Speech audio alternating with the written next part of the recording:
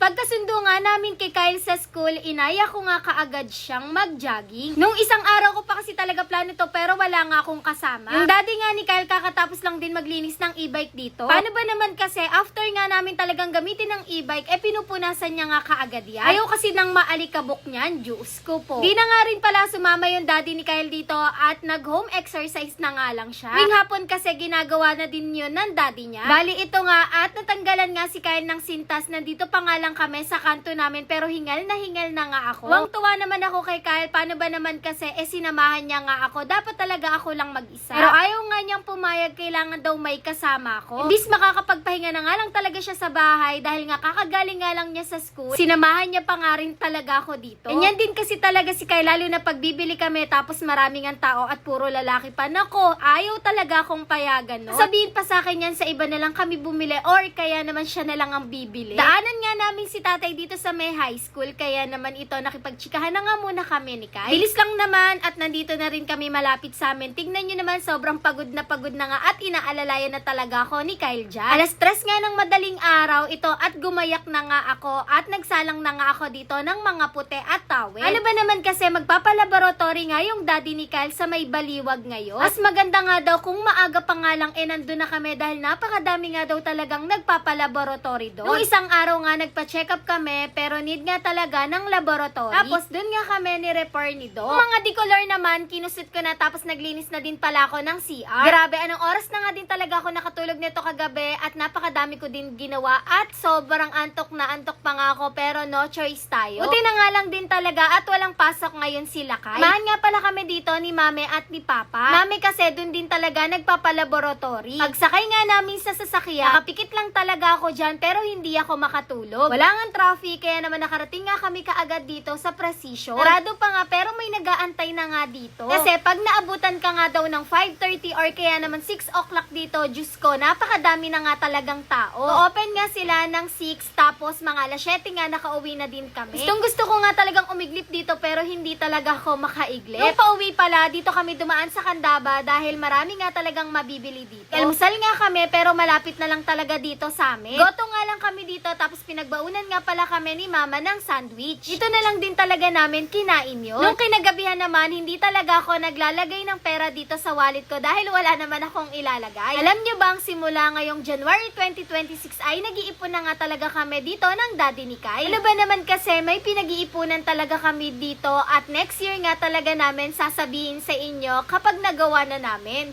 Char. Sobrang excited na nga talaga ako dito pero kailangan pa din talaga nating mag-ipon. Anang halang din talaga ay maging successful ha? Char. Abangan nyo yun guys next year. Yun lang. Thanks for watching. Bye-bye.